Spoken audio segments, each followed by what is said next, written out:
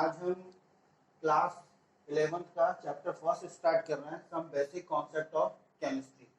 Some basic concept of chemistry क्योंकि आप लोग 11th में हैं, इसलिए आपको एक तरह से आपका टर्निंग पॉइंट है। आप 10th से 11th में आए हुए हैं, तो केमिस्ट्री से रिलेटेड जो जनरल इसमें कॉन्सेप्ट होंगे, है ना, इस यूनिट में वही अपन कवर करेंगे, है ना। तो जनरली क्या होता है कि जो बेसिक कॉन्सेप्ट की अगर बात करते हैं केमिस्ट्री की, तो उस कंडीशन में पहले तो अगर अपन डिफाइन उसको कैटेगराइज करें कि यहाँ ये जो इसकी शुरुआत हुई है केमिस्ट्री की, वो कहाँ से शुरुआत हुई है। जनरली आपने 10th में पढ़ा होगा, साइंस सब्जेक्ट है ना, तो इसकी शुरुआत जो है साइंस से हुई है ना। साइंस, और साइंस जो सब्जेक्ट है एक तरह का, या साइंस कैटेगरी जो है, पार्ट जो है ना, उसको कैटेगराइज करा हुआ है 3 पार्ट में। मतलब इसमें क्या हो सकता है कि एक तो इसमें क्या होगा, फिजिक्स, है ना। सेकंड इसमें क्या होगा, केमिस्ट्री, और थर्ड इसमें जो होगा वो होगा बायोलॉजी, है ना। तो जो साइंस होता है उसको ब्रॉडली जो है इस तरह से उसको डिफाइन करा हुआ है, कैटेगराइज करा हुआ है, फिजिक्स, केमिस्ट्री एंड बायोलॉजी, ठीक है। अब यहाँ जो अपन बात करने वाले हैं वो है केमिस्ट्री से रिलेटेड, कि केमिस्ट्री जो है, केमिस्ट्री में अपन क्या करेंगे कि जो उसके बेसिक कॉन्सेप्ट हैं उसको अपन स्टडी करेंगे। तो सिंपली अगर अपन इसमें डिफाइन पहले अपन ये कर लेते हैं केमिस्ट्री होता क्या है ना। तो केमिस्ट्री क्या होता है, इसको मैं डिफाइन कर रहा हूं यहाँ पर, आप उसको नोट डाउन कर लीजिएगा। केमिस्ट्री की बात कर रहे हैं कि केमिस्ट्री क्या है, व्हाट इज केमिस्ट्री, ठीक है। तो व्हाट इज केमिस्ट्री, तो यहाँ पर इसको अपन इस तरह से डिफाइन कर सकते हैं, chemistry is that branch of science, chemistry is that branch of chemistry is that branch of science that in which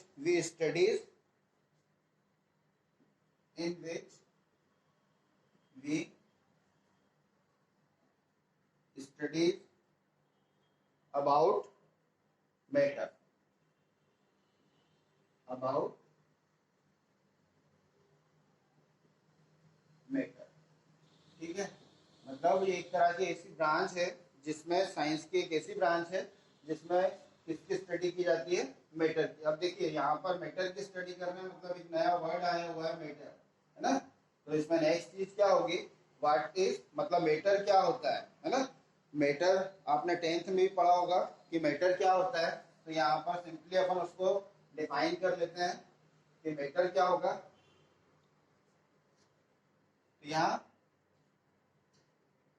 matter को जो जनरली डिफाइन करा जाएगा, तो मैटर क्या है, matter is defined as anything, मतलब यहां पर अपन क्या लिखते हैं, anything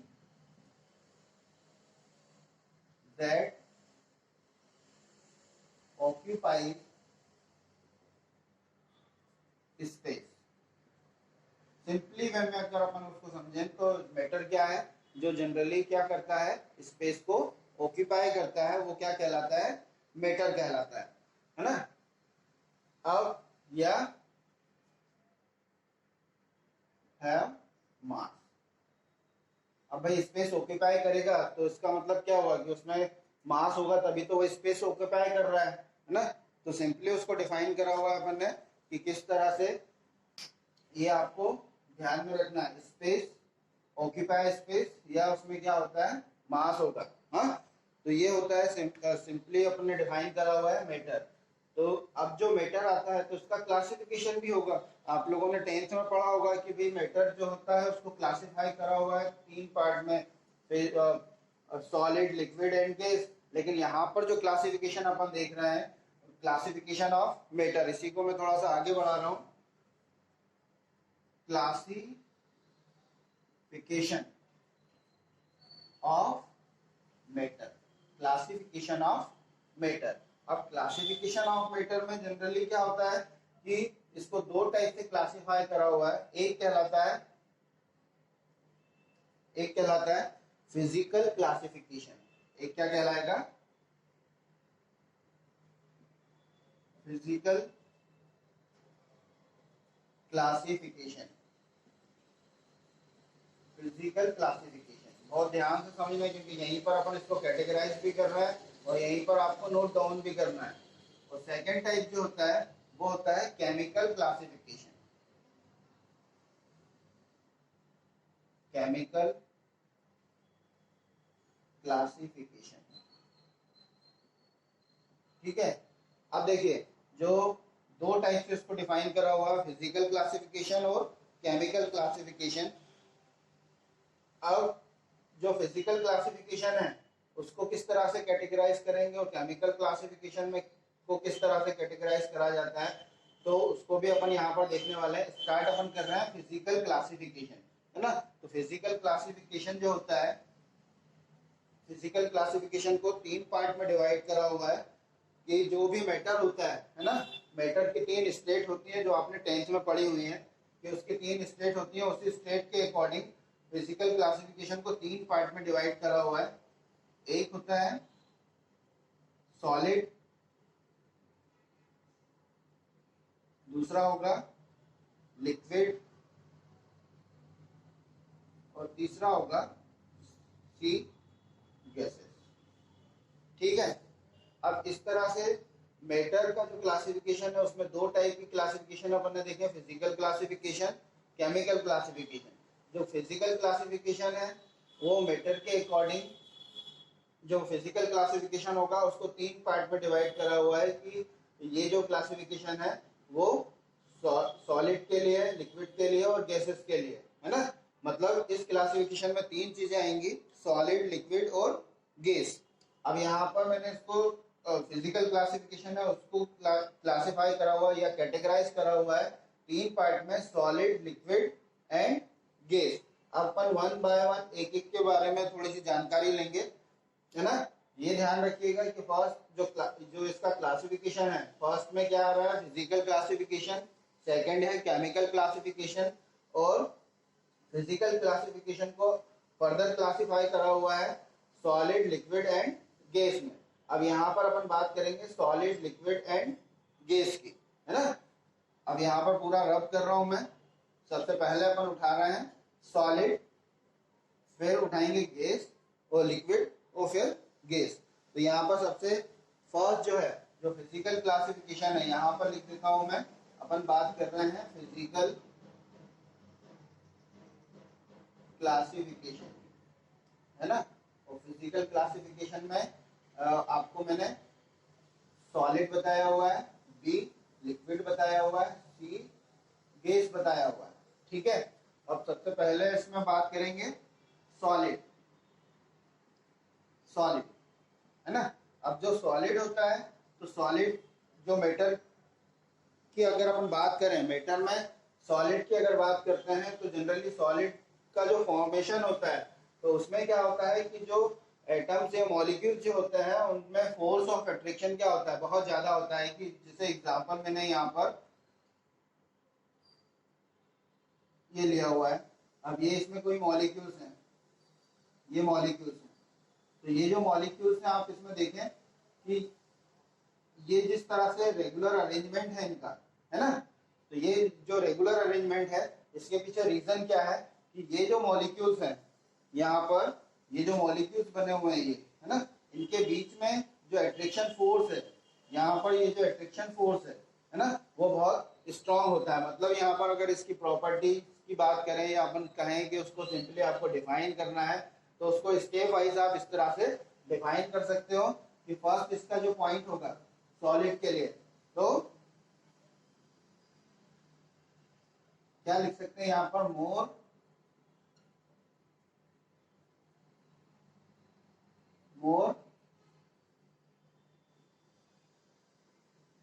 force of attraction, more force of attraction. मतलब यहाँ पर इसमें बिटवीन द, और आगे लिख लो इसमें, between the molecules, between the molecules. तो इसमें मॉलिक्यूल्स के बीच में क्या होता है, यहाँ पर इन मॉलिक्यूल्स के बीच में फोर्स ऑफ अट्रैक्शन जो होता है बहुत ज्यादा होता है।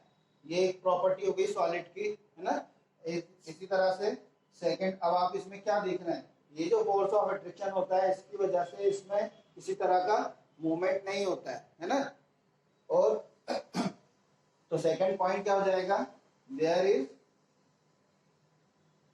Is no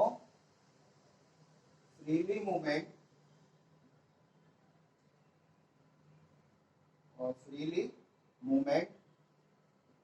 in molecules. जो मॉलिक्यूल्स होंगे उसमें फ्रीली मूवमेंट नहीं होगा। अब या अपन उसको क्या बोलते हैं, रिजिडिटी। इसको क्या कहा जाता है, रिजिडिटी। मतलब उसमें क्या होगा, फ्रीली मूवमेंट नहीं होगा, उसी को अपन क्या बोल रहे हैं, रिजिडिटी कहा जाता है उसे। हाँ, और थर्ड चीज क्या होगी कि भाई ये जो सॉलिड है इसमें फर्स्ट तो अपन ने देख लिया फोर्स ऑफ एट्रैक्शन बहुत ज्यादा होता है।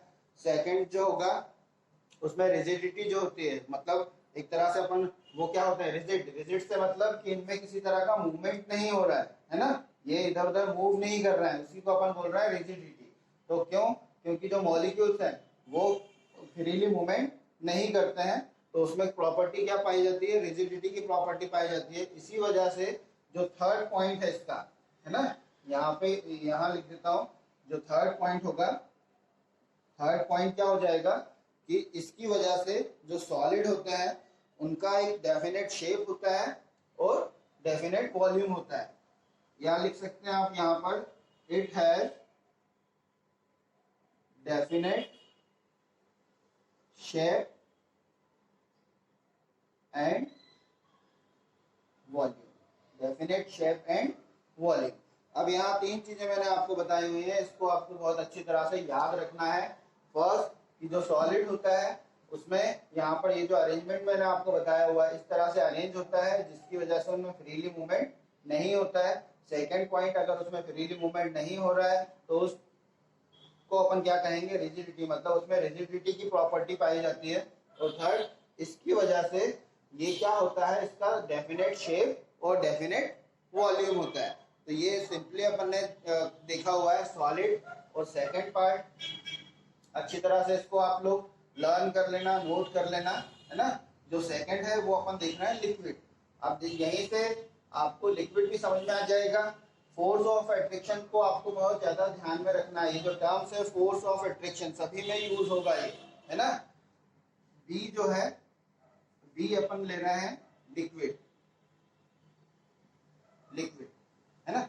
अब देखो जो लिक्विड होता है, लिक्विड को अगर अपन बनाए, है ना, इस तरह से अगर अपन ने बनाया हुआ है तो ये एक कंटेनर लिया हुआ है, इसमें आपने लिक्विड डाला हुआ है, तो लिक्विड के जो मॉलिक्यूल्स होते हैं वो क्या होते हैं, थोड़े दूर दूर होते हैं। अब यहाँ पर मैं अभी आपको बताने वाला हूँ कि दूर दूर क्यों होते हैं। अब यहाँ पर जो सॉलिड था, सॉलिड को अभी जो देखा हुआ था उसमें सॉलिड के मॉलिक्यूल्स जो थे उसमें बिल्कुल पास पास में थे। अब जो लिक्विड है उसके जो मॉलिक्यूल्स हैं यहाँ पर क्या है, ये दूर दूर है। अब दूर दूर है तो मतलब इसका फर्स्ट पॉइंट क्या हो जाएगा, हाँ, यहाँ पर मॉडरेट, मॉडरेट मतलब ना कम ना ज्यादा, है ना। मॉडरेट फोर्स ऑफ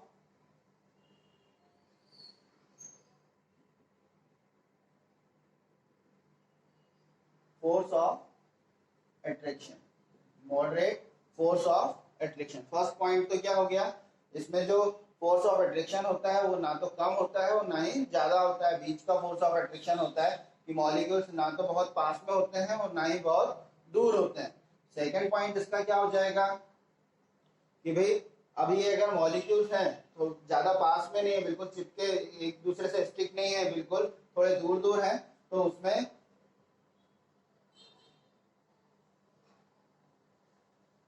जो मॉलिक्यूल्स होंगे उसमें मूवमेंट जो होगा, movement of molecules, movement of molecules R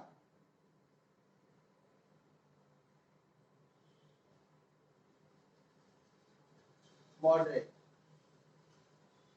molecule movement of molecules are moderate, मतलब उसमें भी क्या होगा एक तरह से, या अपन इसकी जगह अपन लिख सकते हैं मूवमेंट ऑफ मॉलिक्यूल्स आर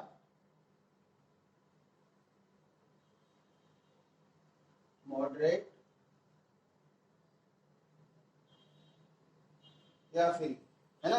तो उसमें जो मूवमेंट होता है मॉलिक्यूल्स का वो क्या होता है, फ्रीली होता है। उस कंडीशन में जो प्रॉपर्टी जो होती है वो प्रॉपर्टी क्या कहलाती है यहाँ पर, वो कहलाती है fluidity.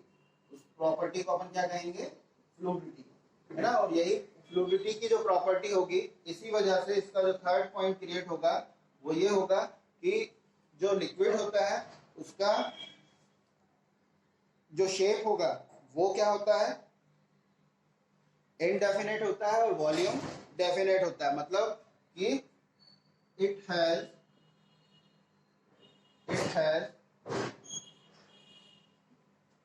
definite it has definite volume,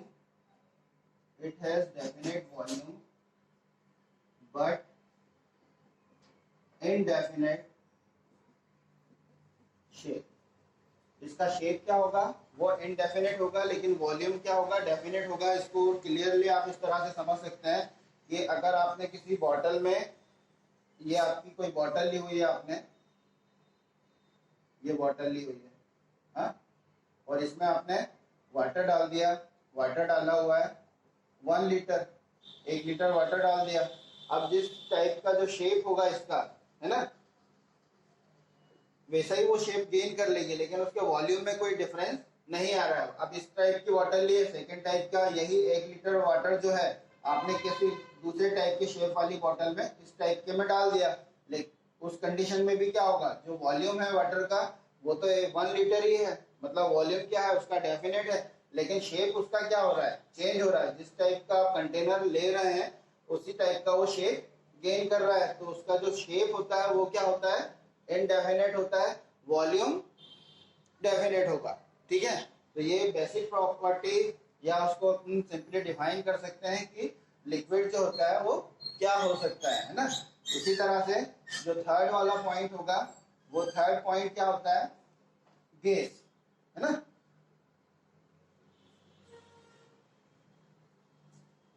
अब गैस, वही मैं आपसे फिर से बोल रहा हूँ कि आपको इसमें जो पॉइंट मैं आपको बता रहा हूँ बहुत ज्यादा ध्यान में रखना है कि सी वाला जो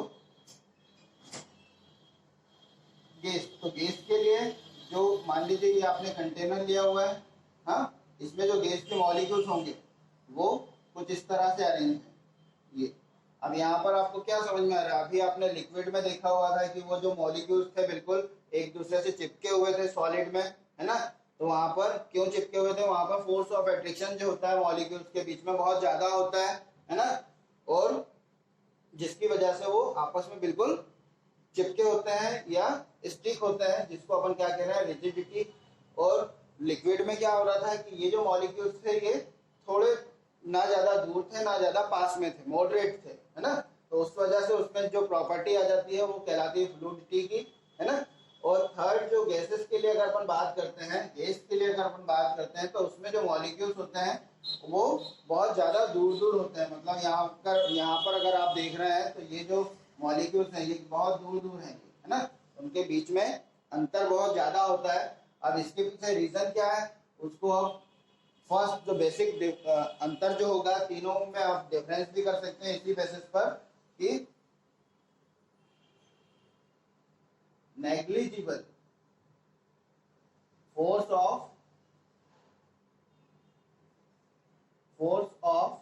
attraction, negligible force of attraction, मतलब यहाँ पर फोर्स ऑफ अट्रैक्शन क्या है, लगभग ना के बराबर है, उसमें किसी तरह का फोर्स ऑफ अट्रैक्शन नहीं है। ठीक है, और सेकंड पॉइंट क्या हो जाएगा, इसमें जो एक प्रॉपर्टी होती है कंप्रेसिबिलिटी, है ना,